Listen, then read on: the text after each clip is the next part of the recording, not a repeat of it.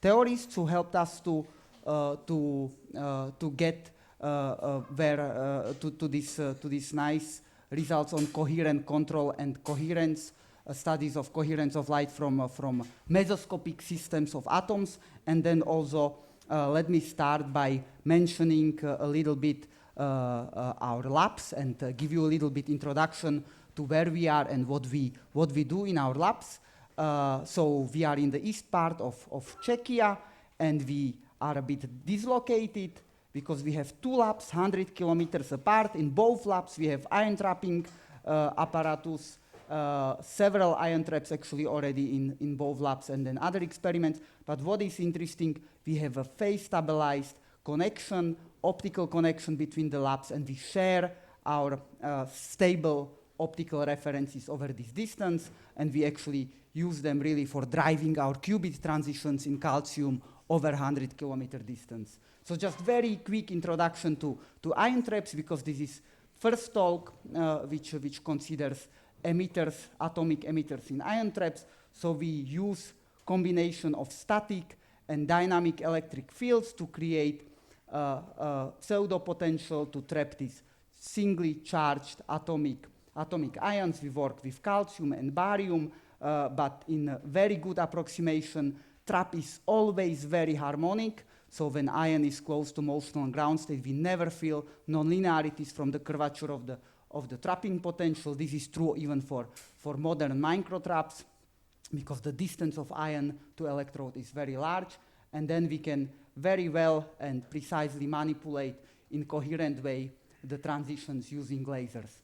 What is crucial in our systems is the collection. So we use always huge optical viewports, often inverted viewports, and we design special lenses. This is the lens actually designed in our lab in collaboration with some optics manufacturers, Schwarzschild objectives with large working distances. This is especially particularly crucial in our systems to have large working distance, because we cannot get very close with dielectrics to ions. This would actually disturb the trapping potential. So this is again the examples of our setups which are relevant for the rest of my presentation. This is a linear ion trapping setup, and this is very simple but actually very convenient for collection of light from few ions ring trap setup in our lab. And so you can see also just examples of ion crystals formed when we are Doppler cooling these huge ensembles of ions, which can be up to few thousand of independent atomic emitters. There is just no collective effects, no direct dipole-dipole interactions, because the inter-ion distance, the average inter-ion distance, is many wavelengths on the order of few micrometers. So, as I said already, we are dislocated, and we indeed can share the calcium qubit, which is at 729. This is our narrow transition over this laser, over this large distance, and this is particularly convenient because 729 times 2 is 1458, and this passes already the standard telecommunication fibers very well, and we can just use it without frequency comps. We have also comps. We stabilize everything in Brno to one optical frequency comp, but even without comp on the Olomouc side in our other lab, we can just upconvert the light and in a simple waveguide upconverter and get the very stable reference and drive our Rabi flops and do everything on our qubit 100 kilometers away. This is quite special, and this is really the particular convenience of using calcium. And this brings me already to discussion and to presentation of the coherence from these trapped ions from individual emitters and the scalability of different coherence effects to large ensembles of ions. Thank you also, Arno, for the introduction to the coherence.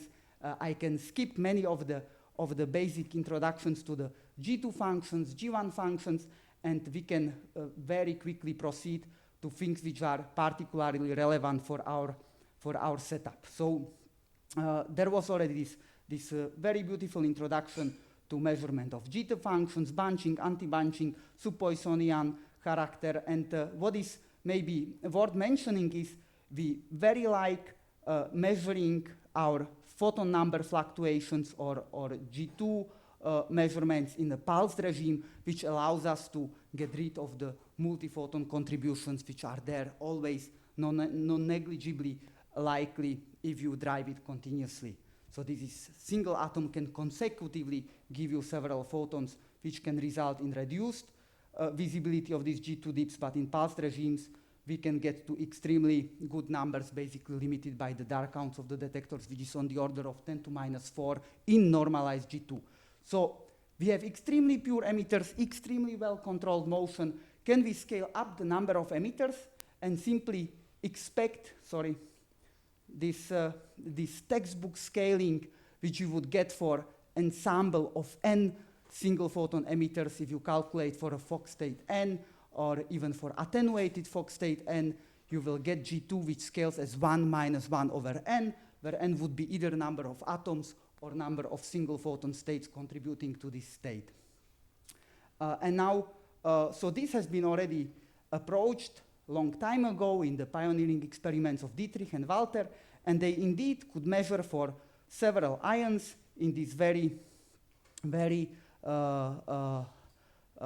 well-known setup where they along this axial direction in these tips of the trap, in this hyperbolic trap, they have the observation direction, and they could indeed measure the approximate scaling for few ions, but they for some reason stopped at 3 ions, which was mostly limited by the fact that they used the ring trap, which is then suffering from micromotion if you go to large ion numbers, and also they had very severe micromotion already at this number of ions.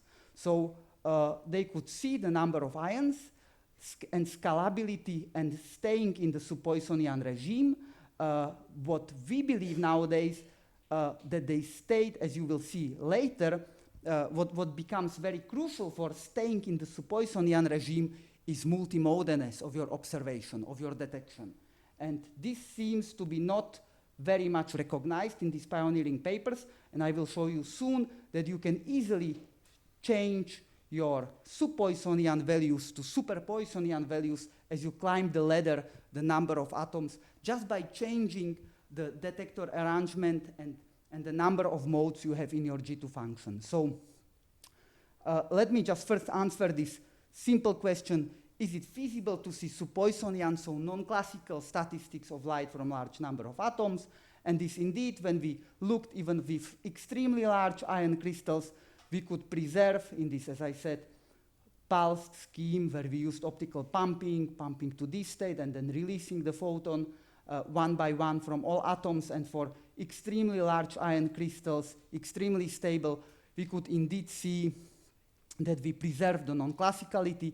Maybe don't worry now about the y-axis, but it's rewritten alpha parameter basically, and what is above 0 is provably non-classical light. So even for very large mean photon numbers, from very large mean numbers of atoms, well, they are, I say mean, but they are exact. We just had problem to count them exactly at these large numbers. Up to a few hundreds, we can precisely count them.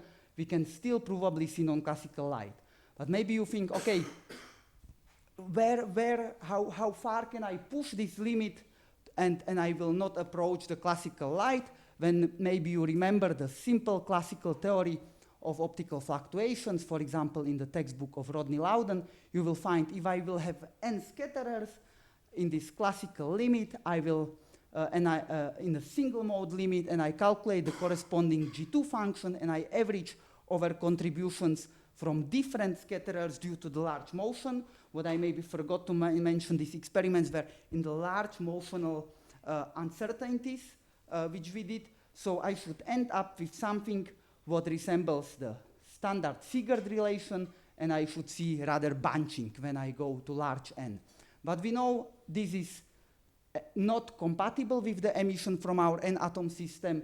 This emission is not chaotic. We don't expect it to be classical, even if we, whatever way we look at it, because we have just finite photon number distribution. We will have never more than n plus n photons. We will never see n plus 1 photons if we do experiment properly.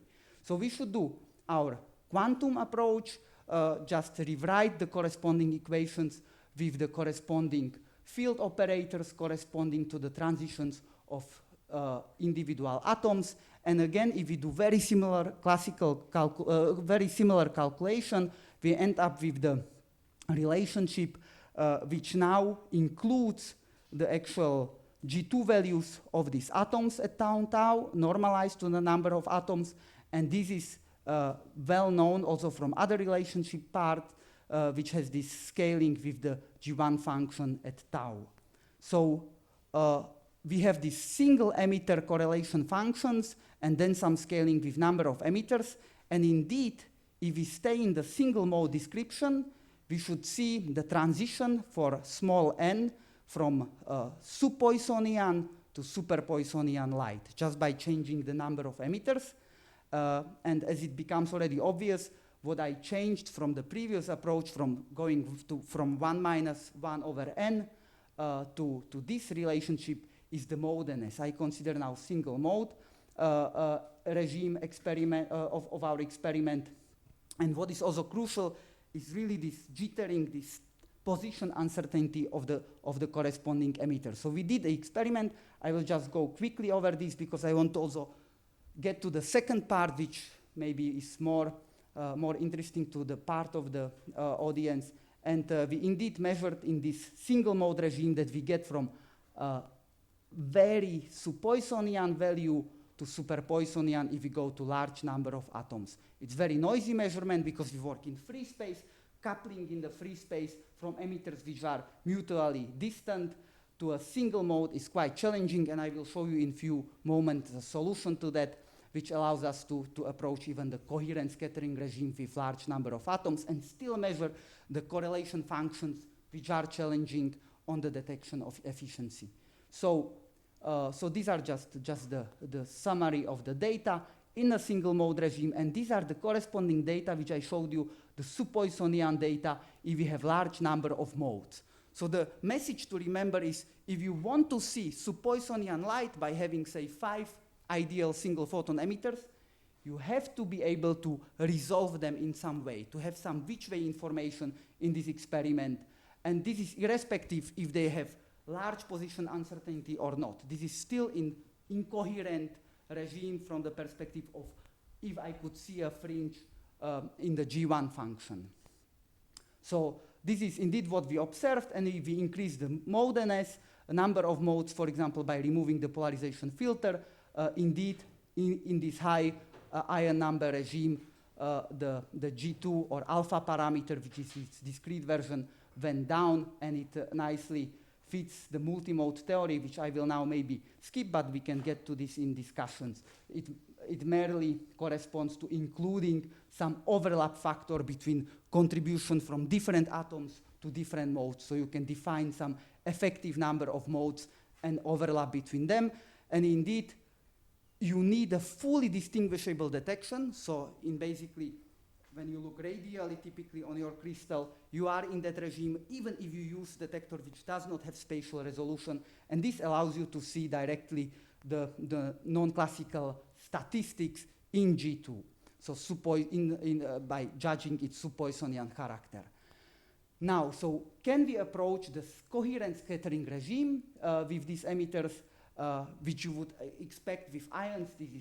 This is a natural regime to work in, because we can very easily be in very tight trapping potential, have very small Lamb decay parameters, and very efficiently, coherently interact with light between different atoms. And indeed, again, this was already approached in many pioneering experiments. These are old experiments from Eichmann and Vineland. These are experiments from Blatt, where he basically used atom and a mirror to simulate its mirror image and make interference between them. These are experiments from Joachim and Ferdinand Schmidt-Keller in Mainz. And indeed, all these experiments could see very nice visibility, could nicely fit the predictions given by the residual motional uncertainties, but they lack the intrinsic scalability to large ion number. In this experiment, they could see up to 4 ions, and they could probably go higher, but the tricky part is when you look radially on your system, you decrease the intensity in a given angular distribution in a finite solid angle fraction So you increase the angular density of your fringes. If you want to couple a single mode light and its coherent contribution from many atoms, then what you actually want to do is look along this 1D crystal, which we can naturally do in our ion traps. We have usually a hole for a global beam to do global qubit operations. And then we can look in this direction. Why people usually don't do this? Because this direction effectively corresponds to extremely small numerical apertures. This was actually objection of most of the referees in our pioneering papers, that it's amazing, but you cannot do much with it because you have just 100 photons per ion. But since then, we actually improved. So these are the corresponding interference fringes. We can nicely fit them and really see the individual contributions of 50 independent emitters to these fringes. I will not go to details, but sorry. The crucial part is we could also improve the count rates by order of magnitude, even in the single mode fiber coupling, and then going to free space, we realized we still can, even in free space, approach a close to single mode operation and have nowadays on the order of 10 to 4 counts per ion. And this is really in the regime where we can have 50 ions contributing to the same spatial mode. So this was really a crucial change for feasibility of measuring correlation functions from these systems in the coherent scattering regime, where the light scattered between ions from different ions interferes. And now we have additional tool to improve this overall coupling, which is we can design with ions. They are non-equidistant because we have single harmonic potential, so beyond free, they form non-equidistant structure, but we can still tune it with a tip voltages, with these static voltages, and keep precisely the distance, and we can design a far-field interference pattern such that we optimize, the coupling in a particular axial spatial mode. Here you can see actually that this density of this interference pattern is the smallest, or the angular gradient is the smallest along the axis, as you would expect. So this is most convenient direction to work, and we can further optimize and get to the constructive lobe where in the particular direction, this is example with 5 ions, we can further enhance the overall coupling. And we did this, again, different simulations which allowed us to optimize this system. We can show that indeed in the regime of relevant range of numerical apertures, with small number of atoms, we can become optimal with respect to this relative gain of the photon detection efficiency. Why I say relative? Because this is already normalized to the incoherent scattering from the same number of atoms. So this is really the actual gain. And if we start applying the actual phase shifts to the individual emitters, for example, through AC Stark shift, acting in addressable way to different ions, then we can even approach the maximum feasible gain and even go beyond what would be feasible in equivalent equidistant and perfectly regular array of emitters.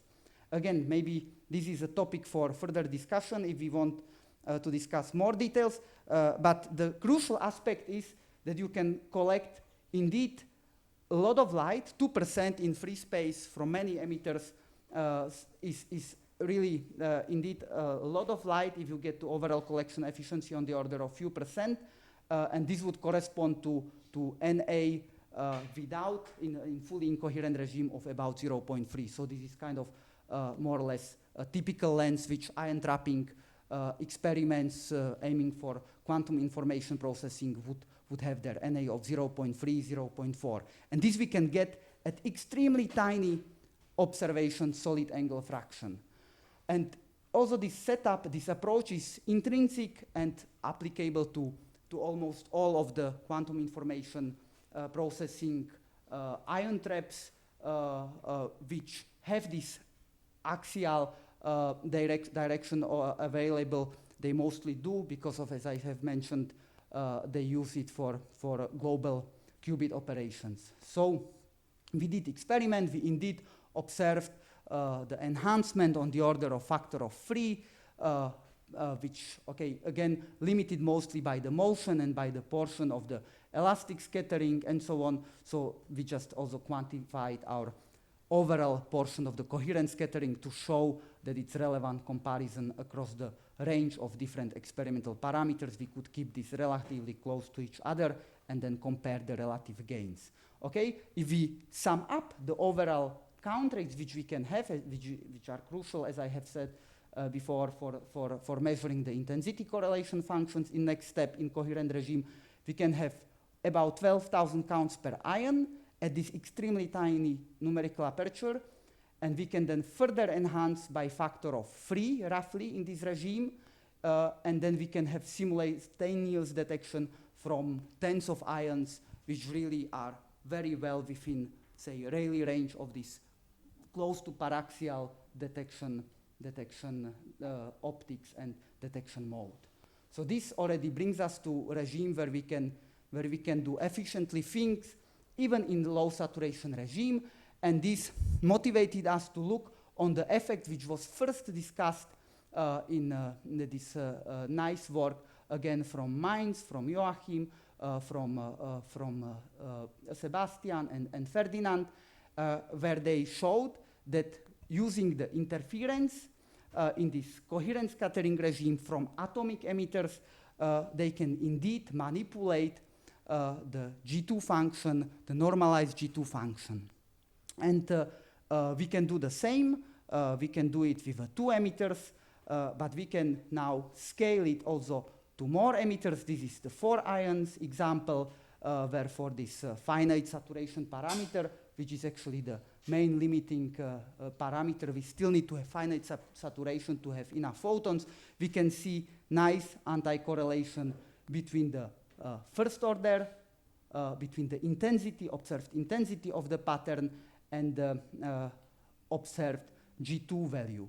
So we again, I just remind, we modulate this pattern by changing the distance between ions. We don't change the observation direction. We always look along the ion crystal, and we change just the distance, which effectively bring us from destructive to constructive interference, and from constructive to destructive, and we see this anti-correlation. And we can scale it up to many ions and see a nice deviation from this phase randomized limit, it's easier for us naturally to work in the constructive regime. In the destructive regime, again, this large part of the light is actually subtracted by the destructive interference. This is why most of these presented curves we have in the constructive interference limit, where we get substantially more light at our detectors. And this is the result of the constructive coherent interaction of this single photon coherent contribution from these different ions, which relates very much to what Arno was presenting with single atom, and Joachim will be maybe talking with more atoms in his talk. So the crucial part is we can really deviate and more deviate with number of atoms as we approach this coherent scattering regime, and we can use this interference to manipulate the second order coherence and variance, the corresponding variance of the photon number distribution. So you can see that despite we have these very clean emitters, we are also in the regime where we very quickly, for 4 ions, we already see directly the subpoissonian character. This is 2 minus G2 0, so basically this value is already above the subpoissonian threshold. So it would be useful to see higher order moments, higher order photon correlations to actually show very directly in statistics that this light is still non-classical, even when we approach 20 or more ion crystal. What is quite difficult is, and this is true for any experiment, it doesn't matter if it's free space or cavity, because in the cavity you have, on the other hand, slow decay rates typically, especially in our setups, it's just on the order of few of tens of kilohertz. Here we have few tens of megahertz, but it's free space, so we have just small solid angle and so on. So it's quite difficult to do this in general with small ensembles of atoms. We were actually surprised when we were measuring this with with our rubidium vapor experiment. This was one of the first measurements, or probably the first one, to see the G4 and G3 functions of the light from atoms. This is in the classical regime. This is, despite it's with atoms, because it's just large thermal ensemble of atoms. And these are the first measurements. We recently did with ions, starting with in this ring trap, which I introduced in the beginning. We can see and couple in two modes, so that we couple as much light as possible. And we see first, this is just very preliminary data, measurements in pulsed regime. Again, this is why it's such a discrete image of this G3 function. But we can indeed see G3 function falling nearly to 0, which would actually correspond to a free photon component non-existing when we overlap in time these wave packets, and then it goes to 1/2 on this cross, on this axis, and on the diagonal, which actually correspond to the limit where just one of the atoms is still in the 0 time delay regime, and the other already contributes out of the deep. So what we could do already in this new regime was successful witnessing of the quantum non-Gaussian character just by comparing the P2 and P3 probabilities. I don't have nice graph for that yet, but we can indeed see that this residual P3 is much below to what would be allowed by the Gaussian light and by the Gaussian statistics when optimizing over all mixtures of Gaussian states. And so this comparison allows us to see this. So this will come out soon. And let me just conclude with something what is not with ions, which relates maybe to many experiments which were presented here already past 2 days, and which relates to observation of coherence from hot atoms, from hot atomic vapors. During my talk, I was emphasizing at many points that we have to have the motion under control, and we have to go really deep into lambda regime and into tide localization regime if we want to look on the interference. And most of the experiments with atoms and looking on the coherence acknowledge this detrimental effect of the atomic motion. And so they lose laser cooling, tide trapping potentials, and so on, to get into the regime where we can see the first order coherence. We came with a scheme which allows us to see the coherence and interference of light scattered from hot atomic vapor, from ensembles, from different ensembles of atoms quickly moving with large Doppler broadening in an atomic vapor cell. Let me just quickly introduce it. So imagine you have hot atoms and you scatter a light from this ensemble in the forward direction. You expect to have no Doppler shift, because the Doppler shift from the excitation and emission, if you want to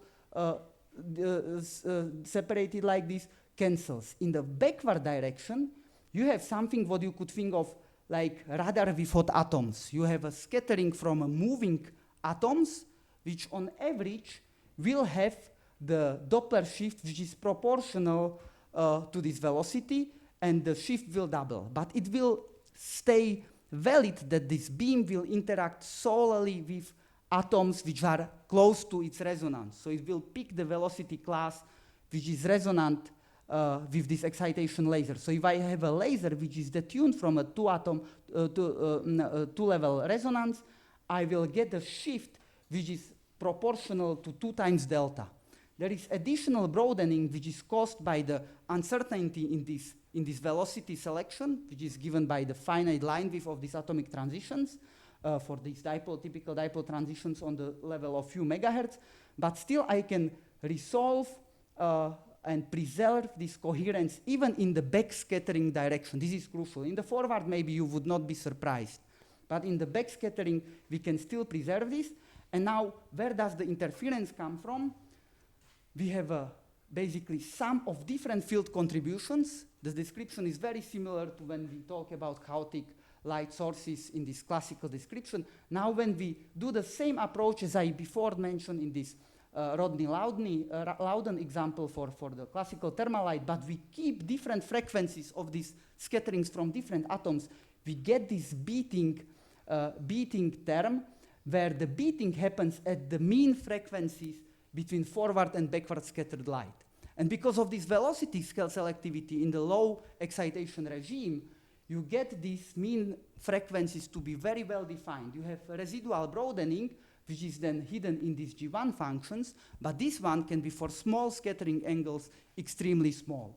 And so when you do this, so the effect itself is not new. This was predicted by Mandel. There were several pioneering experiments, and there were many, many experiments in past 5 decades already, which, however, always did it with laser sources, with single-photon sources from some solid-state photon sources, with thermal light sources, but never with atoms. And with atoms, there is this advantage of this resonance structure. So, okay, this is just the individual G2 functions, just to demonstrate to you that even in the backward direction, we have a finite coherence. Now, when we do look on the full scattered field in single mode detection, we see this interference curve in G2. And the nice aspect is that the period of this interference is exactly 1/2 delta. It's exactly giving us the detuning from the atomic resonance.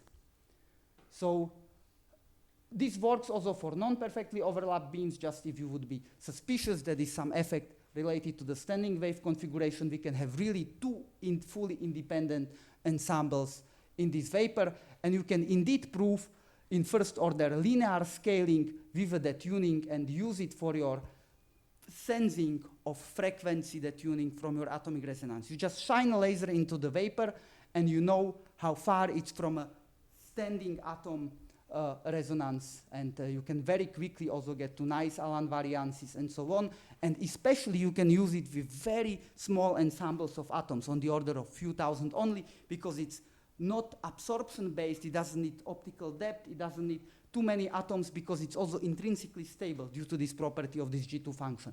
I will just make a teaser here, I will not spend time on this. What we can do is also we can see Mollow triplet and Rabi oscillations in these hot vapors. And this is directly in large cell. This is no microcell as has been used before, which allows to localize atoms spatially. This is large 7 centimeters long cell, and we can see a coherent inversion and manipulation of this system. And let me thank you for your attention.